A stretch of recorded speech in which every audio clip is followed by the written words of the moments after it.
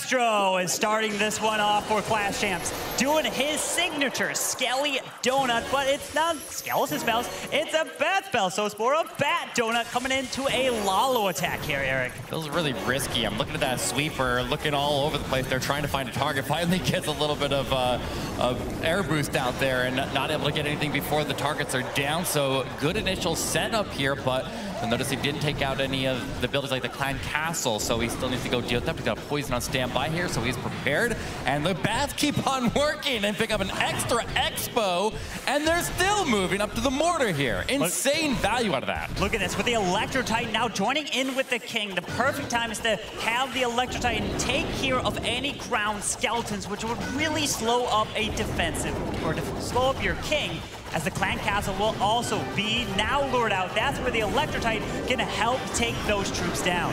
Yeah, get something to be able to target the air troops, right? But the Super Minion step up to the Poison. Even if it was like a Lava Hound or something like that, the Electro Titan would be able to power through that as well. But the Queen deployed down the line where Champ goes right in between, but the Wall Breaker is used, and Ice Golem to take the lead for the Queen to push into that offensive Queen. He's not gonna, probably not gonna get the Town Hall out of this push here, but he does have a Blimp on standby. I do like that for this base setup. And here we go, we see Lalo coming to the bottom, gonna use the Blimp to sail across under the ward ability and go secure the talent takedown while the heroes continue to work on the left side. And look at that Blimp just fly all the way across, but it does find a Tornado Trap here as it continues this push with the Blues. This is a classic Clash Champs approach to Lalo, where you're breaking it apart and sending in a warded Blimp to help try to secure the Town Hall, as it does go down with a Lava Hound and 14 balloons, yet a Dragon Rider still to utilize. Oh, to be careful of that defensive Road Champ to the backside, but he's still sitting on 3 Headhunters. Here we go, more balloons in from the right. Last Hound deploys down, looking very good. There's the Hound burst over to the right side, and he just needs to get the Headhunters in. They're on target, they take her down, and now he just needs to march his way into the core of the base here, and the Dragon Rider gonna provide some big assistance with that. But the Warden is still alive, and I'm still seeing the Queen alive to the left side here. This is looking very solid, and I want to say, like, often when Pete Castro opens a war with a triple for Clash Champs, they very, very rarely lose. He rallies the team, he sets the pace here, and he's done it again for Clash Champs. What an attack here for Pete Castro, starting it off strong with a 3-star. An unbelievable attack, taking out those key defenses, not removing a Clan Castle with the Bat Donut, but taking out the multi, taking out his scatter shot. Incredible job keeping their calm. They don't want to get too far ahead of themselves. They are focused on the rest of the attacks. They know they're going to have to be putting up 13, 14 stars, or even, you know, they got to go for the 15-star war against a team like Tribe Gaming, because they both done it against each other so recently that they know every single star is so important. Absolutely. In fact, the last 2 times these teams faced within the last week here, while we were out here in Finland, they both had a perfect war against each other, so we know what these teams are capable of. They consistently hit over a 13-star per war hit rate right there, which would be 60% of the time getting the triple to go through. But let's get into our next attack here as they respond.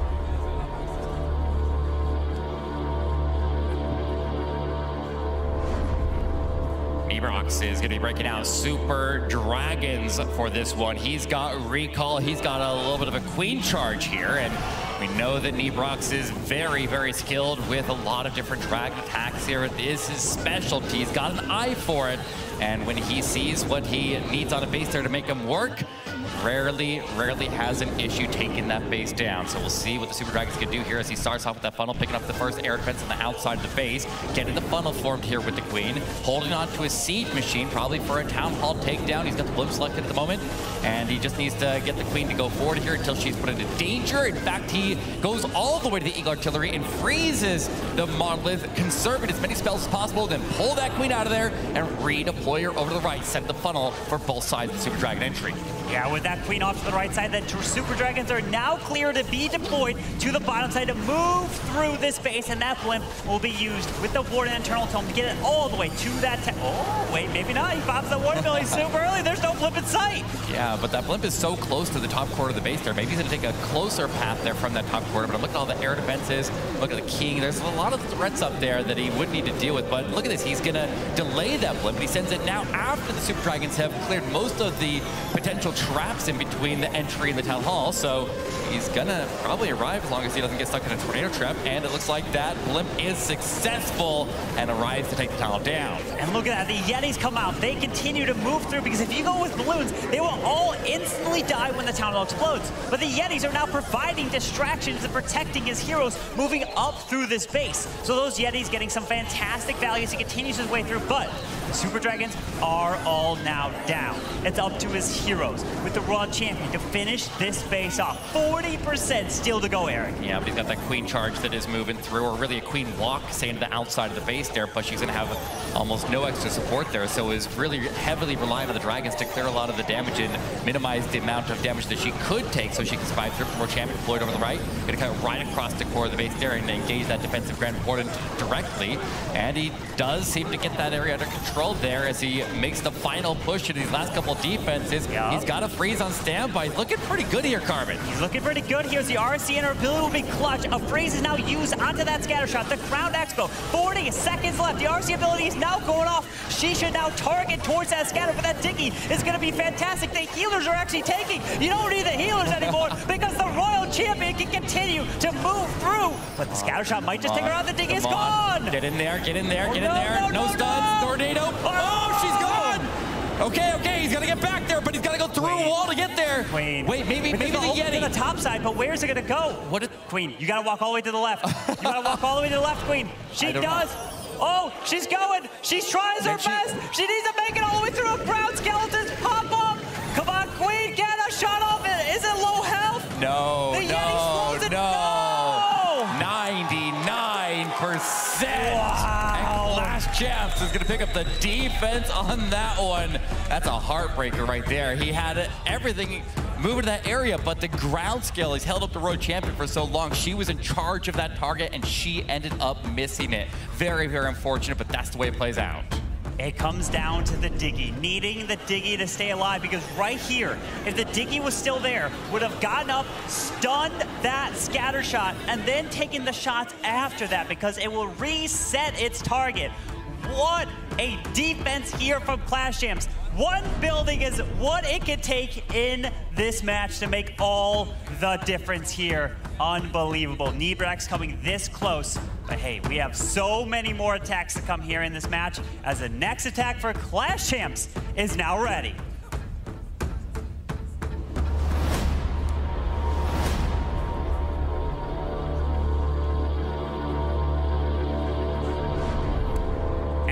Pato is in with Super Barbarians. 2 clone spells, usually going to be used with that blimp. Use it with some super minions because then they can help reach that Monolith, and even that scatter shot would be fantastic. The reason why you may go super, no super minions here. He's going wall breakers and super archers. I would have been scared because all the area for a potential giant bombs. Yeah, lots of area right there, but he didn't land on top of the bomb tower, so that was important there. So he doesn't immediately get blasted by it, but he does get close enough to be able to secure the Town Hall takedown, working on it, and then hopefully doesn't get distracted too much by the defensive Clan Castle troops there because he would really like to get that model down. He's distracted, but he does take the strikes at the defensive Clan Castle troops, and the arrows pass through them and finish that monolith off. So he's got it under control, and he did get a decent amount of value, but is it enough? We have the Rage Tower to the bottom side slowly coming back, plus a defensive king down there. That can be a big problem, but what he's going to do is save a handful of headhunters, maybe 3 headhunters for the king at the very end. Keep your eye on that as he now sends the Super Barbarians up and around towards the top side into the Eagle Artillery. This is where you can use the Royal Champion to help try to snipe the middle multi-target Inferno, because he has no way of grabbing it with his heroes, but he is using a couple wall breaks. That might be the plan to get his queen into the core, and it is. Very important here, though, that he does have the king and the queen of the board and be the first to arrive into that defensive queen. You can't put your Royal Champion into a defensive hero or she's gonna get wrecked. But he does have some way to engage her. He's actually coming at him from multiple different angles here. Here comes Headhunters as the taking arrives, and now he's safe to deploy the Royal Champion wherever he decides to put her. But where is that? Do you put her from the bottom, trying to save time, or do you put her in to go support the top tower? The Headhunters are able to get the defensive queen down. He does circle into the inside of the base there, and unfortunately, his king and queen are going to be trapped in there as they're going to have to break through a wall to be able to get out. So he's going to need some outside support here. It's going to be heavy, and we're still looking at a very, very dense bottom corner there with the king, the Tesla farm, and that rage tower that has rearmed now. Yeah, that rage tower is going to be a big problem. Drops one super barbarian to go grab the wizard tower as he continues his way to the bottom side. Look, there's the headhunters. They're being used on the defensive king to help this RC get through this section. He's trying to stay clear of the multi, which now gets ranged up as the queen, king, find the tornado trap as he needs to continue through with the RC ability. And the RC ability can clear the Tesla farm though, so that's a very, very big way to get a lot of these defenses out of the way here. Thin out the damage, steps in, gets the stun on the Multi-Inferno, able to get it down. Or is the stun impossible? Is Diggy even still there? I can't see the Diggy, but I think it's gone, but it's okay. He's got the defense under control there. Wow. And Pano gets another one on the board for Clash Champs. Look at that, delivering 3 stars again for Clash Champs. What a way to kick it off in this match for them. Now they can start focusing on helping their clanmates to be able to help provide some plans, making sure to double, triple check every single thing, because you know what happens. You forget a certain CC troop. You forget maybe a fling flinger, a blimp. You know, you never know. You have to bring as many as possible just in case you have to change it on the fly. But these attackers need to be bringing 3 stars. Pato getting that celebration. We love to see it. Delivering for Clash Champs here.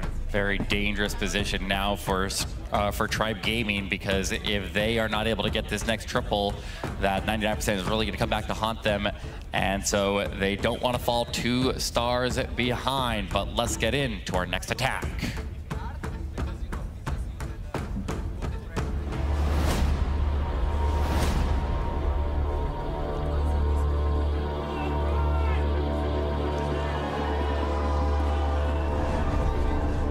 So much noise coming from the audience here.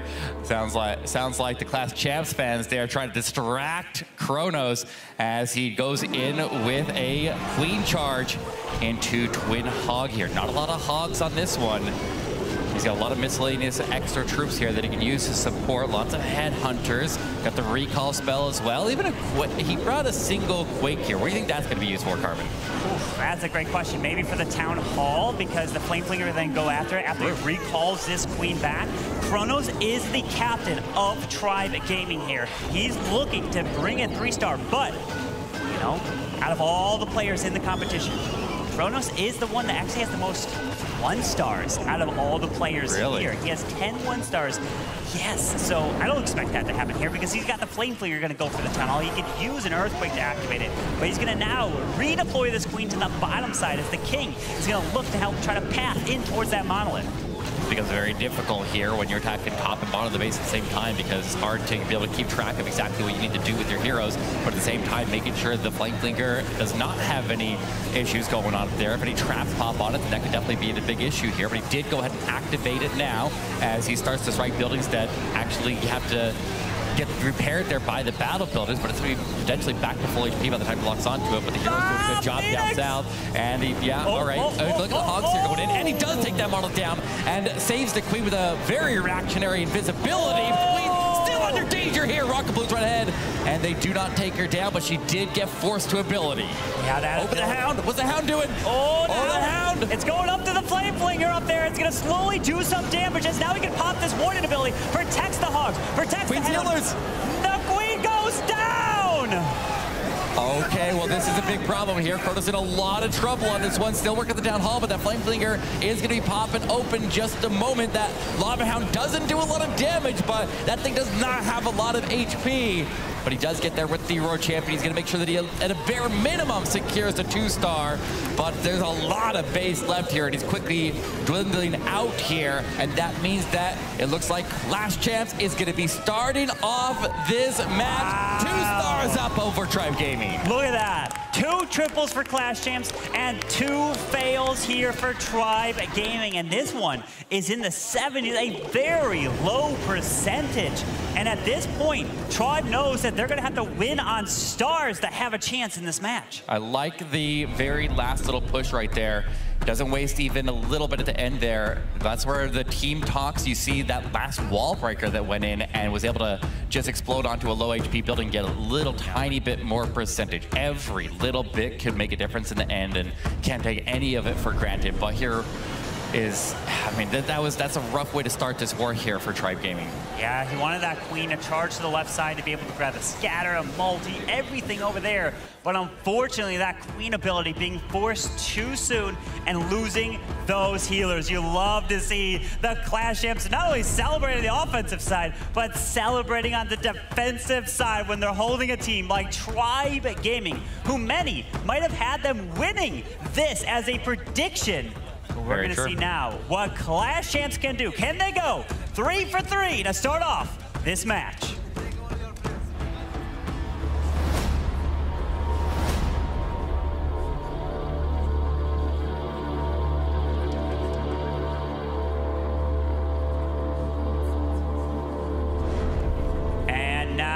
Leo is coming in with Super Barbarians. It's one of the most common metas at Town Hall 15 amongst these pros because of how strong they are with the base designs. As the balloons are used out front, he can drop the blimp. He drops a headhunter in there to help take out the enemy world champ. Yes, indeed.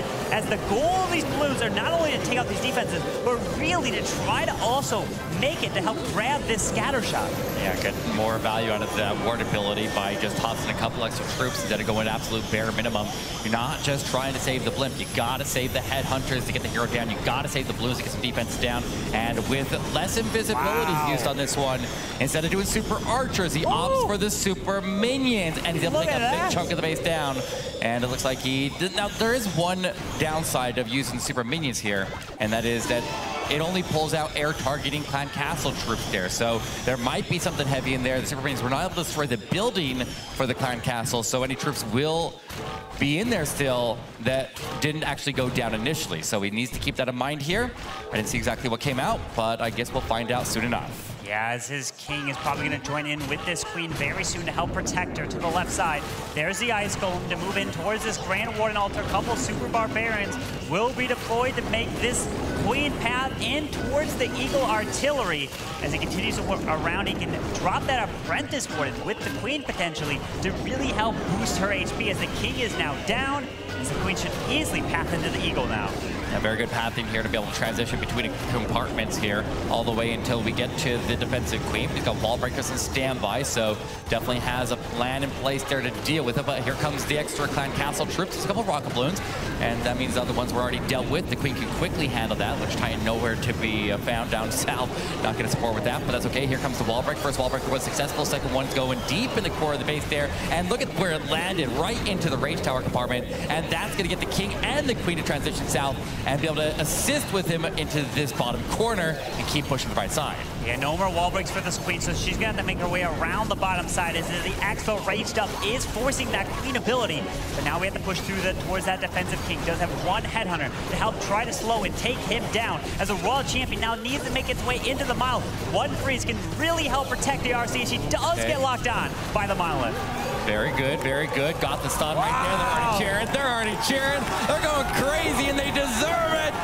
It's another triple. Clash Champs has 3 on the board. It's going to have to be a full reverse sweep here for Tribe Game to swing this back. This is total domination so far. Clash Champs coming here and really making a statement. 3 for 3 in this match. And I mean, the last time they played, Clash Champs did put up that perfect war against Tribe Gaming. Tribe's bases are not holding, as we're seeing the value of the super minions, able to grab the Town Hall, the multi, the scatter shot. So much here was incredible from Leo. Yeah, and I saw that there were some defensive super minions just kind of mixed in with the offensive super minions. There's so many running around the area there. It's all chaos at the start of the attack there, but it's controlled chaos. And yes. Maybe that's how they live, I don't know. But they definitely have started off very, very strong here. And I mean, you look at those predictions from the start of the match there, and everybody was looking at Tribe. A lot of people were looking at Tribe, but that doesn't seem to be the way it's playing out. But maybe Tribe can swing it around right now.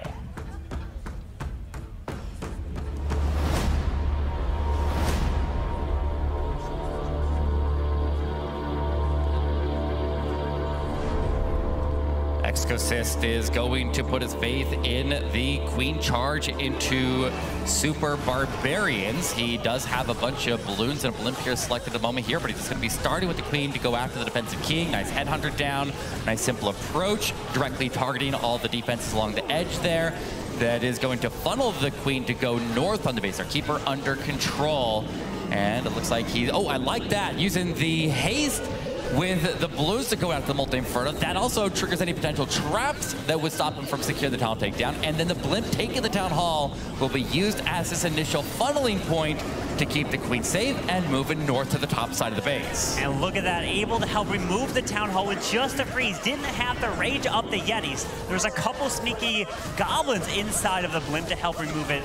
Nice and easy as the Queen is charging her way with the assistance of this apprentice Warden, which is going to help speed up the Queen Charge, helping take down those defenses as the healers are raged up to get through the Raw Champ, the scatter shot, and the defensive rage with 3 super wall breakers to try to help with this Queen Charge. King's going exactly where he'd like him to. The Queen able to reach into that compartment and just go down the channel. Here comes the first wall breaks right now, trying to get the Queen to transition forward. Can't get it with just one, you got to go for 2, but the first one does get a lot of access granted, so we can reach the Multi-Inferno, and King keeping that Expo under control up top there, but looks like the Queen chasing a Lava Hound off for a minute there, and she stays inside of the range of the Monolith, so she's going to stay under sustained heavy fire here. But the extra wall breakers were successful, and now he has full access in the core of the base, but he has to keep this Queen alive. Yeah, that Queen Key stays under rage with these healers. Going to be able to grab the multi, the Monolith, the back end multi as well as he continues around with Super Barbarians as the Royal Champion will make her way to the left with the defending Queen to the bottom. But get ready for these defenses about to be raged up as once he enters this area, the Royal Champion will trigger it, and there's the rage. This is going to do a lot of damage here, but one Super Barbarian left. The defensive Queen is down there. He drops another Super Barb, trying to help take her down, but is not able to do it. Queen's going to be the last line of defense on the base here. He has to find a way to get through here. He goes invisible with his Royal Champion, but hasn't locked on yet. We have one more Headhunter on its way in right now. Everybody not going to the Queen. There's another freeze. They're ignoring her. Headhunter gets sniped off. He's still looking all right. He's already curing. Yeah. That Queen's not going to cause any problems. Not even a thought in his mind there that he would fail that. He's got it under control, and now we have to see this trend continue. We have to see them pick up some defenses, but that's a step in the right direction and gives them a chance to make the comeback. This is the momentum shift they need. Granted, Clash Champs have 3 triples. If it's a defense, that will be huge for Tribe. This will be helping with Tribe's mindset now that we saw our first 3-star. Can we get more? They have to deliver. We saw now Exorcist coming in with the Super Barbarians, getting the value, moving in and out of these compartments with ease. And look at that. We love those celebrations in from Tribe, getting it done.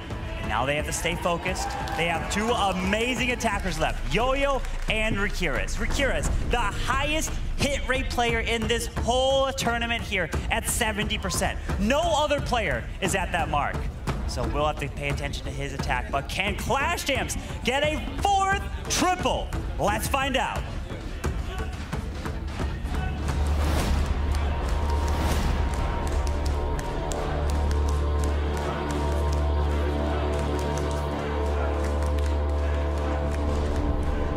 Loop is now in with what looks to be a, well, I was going to say a Skelly Donut. It looks like he is, but he's not going for the Clan Castle. He's going for the multis. I think he wanted that Monolith there. Yep. He accidentally made that Monolith invisible at the very start. It's okay, it's okay. The Bats have a lot of firepower here. They can make their way back over to it. They actually get the extra battle builders as well. There he gets, oh, he's getting a lot of extra value out of that. Very, very good value for Loop. And this is at a critical moment of this war here. The chance for Tribe just kind of hangs in the balance on this one here. We can just hear the crowd chanting that they want the defense. You can hear those Tribe Gaming fans making some noise in the crowd here. And let's see if Loop can handle the pressure right now to keep his team safe. You cannot take it easy at this point here. We've got Ground Skelly popping into this World Champion. He's got the Teslas in that area as well, beating some resistance right there. And the Queen is making her way north. Now, notice that the Queen is not necessarily happen to take the Town Hall herself, and she definitely will not. But he has the Sneaky Goblins on standby there, so she needs to get the storage out of the way so the Sneaky Goblins have a path to get inside of the base. But we still see another storage over right where the World Champion is standing, which could actually mess up the pathing here for the Sneaky Goblins, but he's going to go ahead and try to snipe it up now while he's still some tanking, invest a couple of them there, but he needs to secure this Town Hall takedown with the Goblins no matter what. As we have Ice Golems now here, won't be a big threat to the Lalo, as Sneaky Goblins need to go in. He drops one test Sneaky. He activates the Tornado. Ooh. He activates the Jumbo, but this means he has to wait. He can't deploy this. This could come back as a time fail if he's moving in here as the Sneakies make their way to the Invis. Locking up the Town Hall with the Sneaky Goblins, and now the Lalo can commence.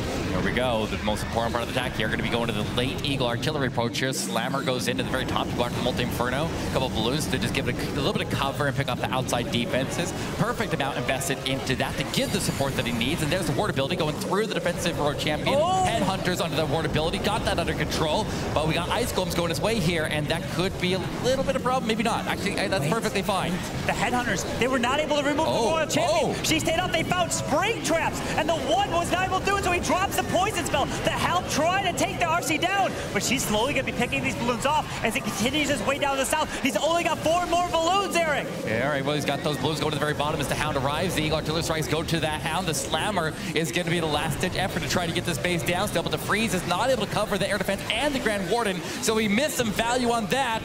He's out of spells now. He's just coasting. He's got a couple cleanup troops that he toss in wherever he needs to, but he's got a lot of base to cover. And you're right, time, because he has to go through the defenses on the right and go all the way up to the Expos there. There's not enough time. It's looking like the defense is going in the favor of Tribe and giving them a chance right after they pick up that triple. Oh my, look at that. Time is not gonna be on his side. He had to wait. The Tornado Trap out with the Sneaky Goblins, and he's gonna get a 96%. But that's okay because they have the percentage advantage. They do. Which means that Tribe still must triple out to have any chance and hope for a low percentage defense. It's gonna come down to Yo-Yo and Rikira's. What can they do for Tribe? Well, Clash Champ still controls this war very, very heavily right now, so it's their war to lose right now, and Tribe Gaming just trying to do whatever they can to be able to keep up, and they're doing a pretty good job so far, but they have to get a second triple in a row here, and so this next attack is critically important. If they miss this one here, then the chances for the comeback drop off dramatically, but let's see what happens, and let's get into this next attack.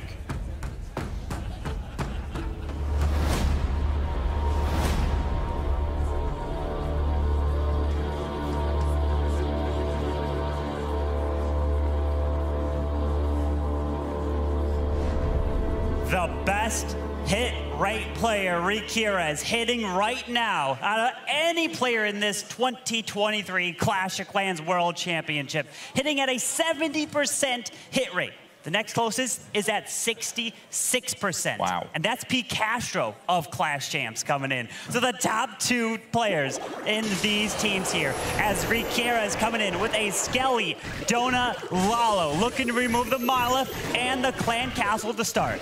Very, very simple approach here. The buildings are perfectly lined up there, so it makes the spell placement rather simple, but he does get his 2 targets down, and it looks like he holds on to 1 invisibility. Yeah, he has 1 extra invisibility, and now that I'm seeing that he has Sneaky Goblins as well, he could use that extra 1 to secure the tower takedown with those Sneaky Goblins if it's set up properly, so that could definitely be a very, very good option, and I've actually seen him using this attack a lot recently, so I feel like that's what he's going for here. Look at this. The Queen's going to be going for the storages in front of the Town Hall. The King is going to be going for that multi-target Inferno and even grab the Royal Champion because she's going to jump over that wall. True. Some fantastic value to start, but we do have a poison spell behind the Town Hall. If he activates it, it gets tossed in front. He has to wait it out out, but he might start his Lalo early because he knows he has the 3-star no matter what. But the poison get launched to the King, so he's clear and safe in front of the Town Hall. Yeah, Phoenix will pick the King back up there so we can fight out that World Champion as soon as he gets done with those ground skills. I don't think he's going to win that fight, though. I feel like he's going to leave that defensive World Champion up, but does get the storage out of the way. The Queen goes over there. Maybe she can get the assist and get it down because, like we said, he doesn't need the Queen to take the Town Hall. The Sea Goblins are right there. He's got the invisibility, and it looks like he's got it under control, and the RC defense does indeed go down. You always, in a Lalo, you want to have your heroes take out either the defensive Queen or the World Champion because you need to have the other set prepared to take out the other defensive hero with headhunters protected under wardability. Very, very important. But now, moment of truth here for Rakiras. Look at this. He's got to drop headhunters under this ward and get ready. When he pops a ward ability, headhunters must be there to go for this defensive Queen. Just keep your eye on if there's any spring traps. But wait, no, the King's down there. Yeah, he's got to drop him from the top side. They can go to the top King. left. Absolutely, yeah. They got to sneak in just that, try to help take down the enemy Queen. Hasn't attempted it yet there. The World Champion will be the first to arrive into the defensive Queen under wardability. She is going to get her down, so that works out perfectly. Down south, we do have the Slammer open up into Rocket Blues to get another scatter shot. They're going to take it right there. Swarming into the backside, Multi-Inferno looking good here. RC ability still intact here, still moving. Rakiras has a ton of time left here as well. But it's a Rage Up multi doing so much damage to these balloons. They are going down one at a time. The Royal Champion's taking a lot of damage, but the Diggy stuns the Expo as he continues his way through. The bomb tower explodes, damaging even more. 26 seconds. He drops the balloons to try to take the Archer tower. RC goes down. Oh, come on, come on, come on. Get that last Archer tower down. He's got a bunch of troops swarming in. Diggy takes on one bomb. He's still got it under control. He's got the time. Rakiras will pick another triple here for Tribe Gaming, and they have leveled out the score. They're within reach. They just need another defense, and they have their chance. One more defense is what they are looking for to try to make a comeback to Clash Champs. But Clash Champs want to end their hopes with their next attack, because the most Tribe Gaming can get is 13 stars. If Clash Champs get a 3-star, that puts them to 14, and Tribe Gaming will have no chance. Remember, this is the 3rd match here in the World Championship. This is the very start. It's a double elimination. If you lose, you go down to the lower bracket, and you still have one more try. But if you lose a second time, that is when you are eliminated from the competition, have no chance at winning it. As here we go. Can Clash Champs end Tribe Gaming's hope in the upper bracket? Let's find out.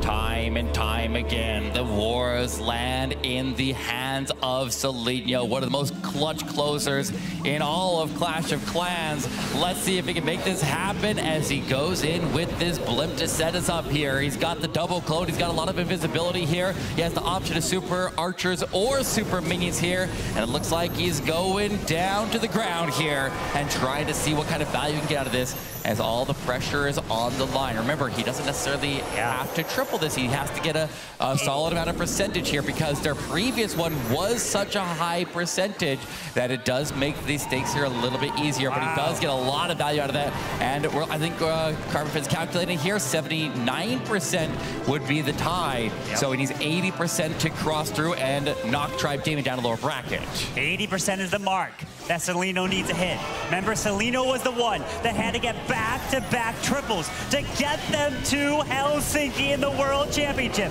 He's definitely capable of delivering when they need it. As we got Super Barbarians to use up and around the space, the value's already there to the bottom side. At this point, all he needs is the percentage to give Clash Champs the victory. Need to keep on moving here. Got the defensive CC under control. The Electro Titan is right there, so watch those lava pups there.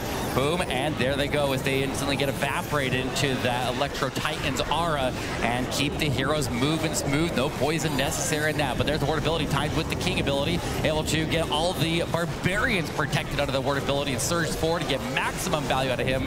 And as long as the Queen circles north here, he's in a good spot there. The Queen delaying back a little bit there, but she should be fine. Those wall segments are pretty small, so she should circle around. He's quickly climbing his percentage up. I can't see much stopping him from getting the percentage here, but he's still pushing all the way through and very likely to even push to the triple here. Let's go to hear it here as RC is still still yet to be deployed with an invis left here for Seleno, as he now sends the World Champion to go in for the multi-target Inferno to help take that out. Just needs 9 more percentage to lock it up as he's getting through. The Queen is still up. She still has her ability. 1 Ice Golem and a handful of Super Barbarians left.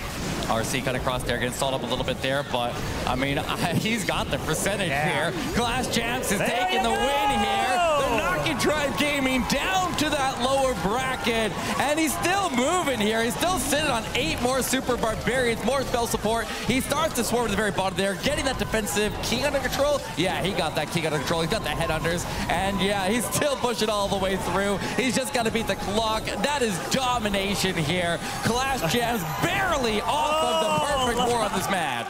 Look at that. Clash Champs getting the victory. We still have 1 more attack to come in from Yo-Yo, but it's too far.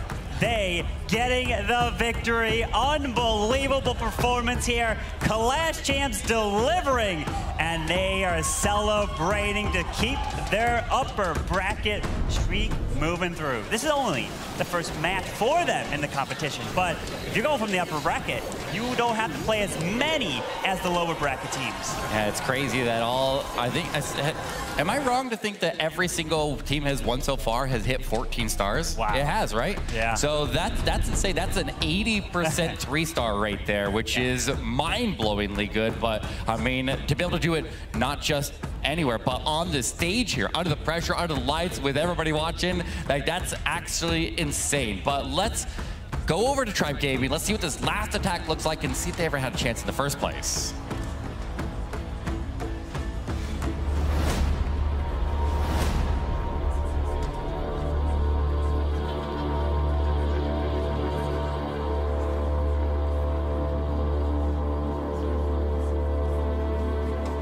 Despite the defeat, I'm always interested to see this final plan, to see if they did have that opportunity, would this plan have been solid enough to be able to carry them to victory? So, Yo-Yo 23 making his way in with a Super Bowler smash. He's got the Siege Barracks here, and he's gonna run the bowlers right into the core. I always like the bowler attacks against the anti-2-star bases with that Town Hall packed in the middle, kind of the ring-style bases. They can be a little bit difficult to punch, but once you get there with Super Bowlers, they can take some big punches into the core and do a lot of damage very, very quickly. But I like this setup here, just be able to reach a scatter shot as he works his way along the outside, wall break over to the right, and that can be an entry point right over by the Monolith and the Multi-Inferno. Yeah, with that King and that Siege Barracks, with a free packer coming right out of it to move to the right side, gonna set that funnel as his Queen is now stepping in to take out the enemy Queen. The Super Bowlers are now coming in to help join in with the Warden, the Queen, and hopefully these healers can help transfer off to him as the jump spell gives them access straight to the Town Hall. Now it's all about the Warden ability time. You want to try to save it for as late as possible as the Town Hall explodes. Very, very quickly takes down the Monolith there with the bowler bounces and engages the Ice Golems. The Ice Golems are going to be anchoring him down here. Usually we like to attack from the Clan Castle side of the base there so we can get the Ice Golems out of the way before we get to the core, and that way we can have the ward ability to get us through that Town Hall takedown. But we have to be delayed here for just a moment because we want to make sure the healers don't get pulled into that Town Hall poison too quickly, and so taking advantage of the Super Bowler's range can definitely give you the support that you need to get through that. But we see Skeleton Spell supporting the top side as the Royal Champion, the King, try to clear around the outside. Yeah, with this Queen ability to help secure the defensive King on the bottom side. The Royal Champion's moving through the scatter up top with a Skeleton Spell providing a distraction near the scatter and the double expos. The healers are still alive on his Queen. Very, very strong push here. Royal Champion just holding on to her ability there. Still trying to get through all these ground skillies, but they just keep on popping on her. And there's the last freeze. I think he's got it under control. RC ability would be able to sweep out the rest of the defenses here. So it is too little, too late, unfortunately, for Tribe Gaming, but they do hit that mark of a 60% hit rate and still climbing to 13 stars. A stellar performance, and that would win a lot of wars here.